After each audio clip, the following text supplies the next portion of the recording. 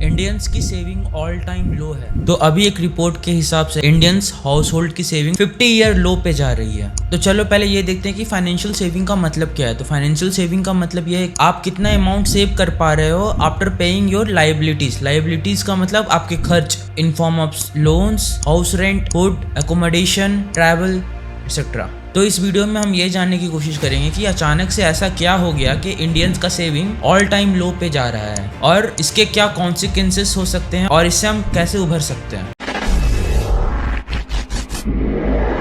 तो देखो, इंडिया का पॉपुलेशन ना दो पार्ट में बटा हुआ है, एक यंगर साइड और एक है तुम्हारा थोड़ा ओल्डर साइड। यंगर साइड को मैं बोलूंगा जिनका एज लेस देन 30 है और while on the other hand older side को मैं वो बोलूंगा जिनका एज ग्रेटर देन 30 है। So let's try to understand कि जिनका एज ग्रेटर देन 30 है वो क्यों गरीब हो रहा है। देखो, उनका सेविंग कम होने का ना 3 मेन रीजन है। पहला, कोविड के बाद ना रियल एस्टेट का ग्रोथ बढ़ रहा है। दूसरा, कोविड के टाइम पे ना लोन का इंटरेस्ट काफी कम था। तीसरा, कोविड से लोगों को ये पता चला कि इंश्योरेंस का अहमियत क्या है और तभी से लोगों ने इंश्योरेंस में अपना पैसा इन्वेस्ट करना स्टार्ट किया। सिमिलरली प्रोविडेंट फंड में और पेंशन फंड में। अकेले इंश्योरेंस, पेंशन फंड और प्रोविडेंट फंड में टोटल से 4.1 लाख का इन्वेस्टमेंट है। ऑल्सो ये पाया गया कि जो फाइनेंशियल ईयर 21 में फिजिकल एसेट्स का जो ट्रेंड था वो इंक्रीज हो रहा है फाइनेंशियल ईयर 23 में। इन फाइनेंशियल ईयर 21 जो आपका फिजिकल एसेट का परसेंटेज था वो था 48% और ये आपका फाइनेंशियल ईयर 23 में परसेंटेज है आपका 70%। और इन चीज़ों के कारण लोगों को लग रहा है कि वापस से रियल एस्टेट का ग्रोथ हो रहा है और वो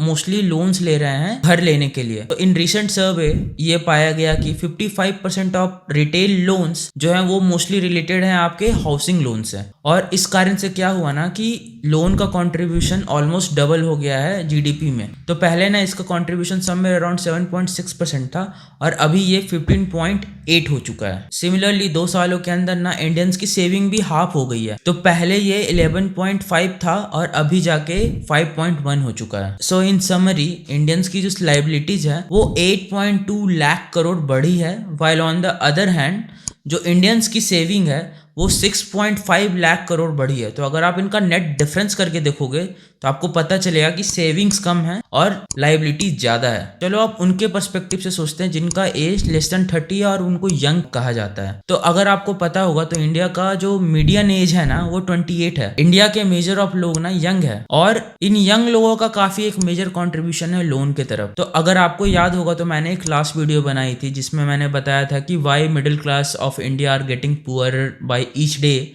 आप उस वीडियो को देख सकते to get more insight about it, but मैं यहाँ पे आपको एक समरी में बताता हूँ। देखो, एक चीज होती है लाइफ साइकिल मॉडल। तो लाइफ साइकिल मॉडल के हिसाब से क्या होता है ना, लोग ना ट्राई करते हैं कि उनका लाइफ स्टाइल ना सेम हो थ्रू आउट द लाइफ। तो अगर आप खुद सोचो कि जब आपका करियर स्टार्ट होता है तो उस टाइम पे आपका पे स्केल काफी कम होता है, बट आप अपने डिजायर लाइफ स्टाइल को मैनेज करने के लिए क्या करोगे? मोस्ट ऑफ द इंडियंस या most of the people try to opt for डेप्ट। जैसे जैसे टाइम बढ़ता है तो उनका इनकम बढ़ता है और स्लोली उनका डेप्ट डिक्रीज होता है। फिर जब वो रिटायर होते हैं तो वो अपने सेविंग्स के ऊपर जिंदा रहते हैं। तो अगर आप इस विजुअलाइजेशन को देखोगे तो इसमें एज के हिसाब से एक पैराबोला कर्व बन रहा है। इसमें आप देख रहे हो कि स्टार्टिंग के एज के 20 तक ना वो जो है ग्राफ है ग्रो किया है, उसको स्टूडेंट डेप्थ से दिखाया गया, फिर उसमें वेल्थ आया है। अब जैसे ही बंदा रिटायरमेंट की तरफ आता है तो अपने सेविंग के ऊपर जीता है। तो due to this things India में क्या हुआ है कि 15% राइज हुआ है अनसिक्योर्ड लोन्स में, जिनका loan amount somewhere around 10,000 to 50,000 होता है। ऑल्सो ये पाया गया कि पहले जो डिफॉल्ट रेट 1.5% था अब ये इंक्रीज होकर 8.1% हो चुका है। सिमिलरली जो लोग पहले लोन लेके डिफॉल्ट कर देते थे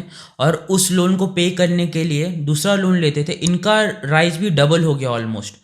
तो पहले ये परसेंटेज था वो 12% था, अभी के टाइम पे 23% है। तो आप ना इसी हिसाब से सोचो कि अगर लोग बैंक से लोन ले रहे हैं अपने पुराने लोन को पे करने के लिए और उनका सेविंग ऑलरेडी डिक्रीज हो रहा है, देश के इकोनॉमी का क्या होगा? आप खुद सोच के देखो कि लोग अगर लोन पे लोन लिए जा रहे हैं तो उनके पास सेविंग कम रहेगी। बैंक जो पैसा देता है वो किसका पैसा देता है? नॉर्मल लोगों के सेविंग्स के अकाउंट का ही पैसा देता है। और अगर ये लोग डिफॉल्ट करने लगेंगे तो बैंक का क्या सिनेरियो होगा? बैंक के पास तो पैसा ही नहीं रहेगा जिन लोगों की पैसे सेविंग्स अकाउंट में पड़ी हुई हैं। तो इससे ना एक बहुत बड़ा कैटास्ट्रॉफिक इवेंट आ सकता है फाइनेंशियली इंडिया में अगर ये ट्रेंड कंटिन्यू रहा तो।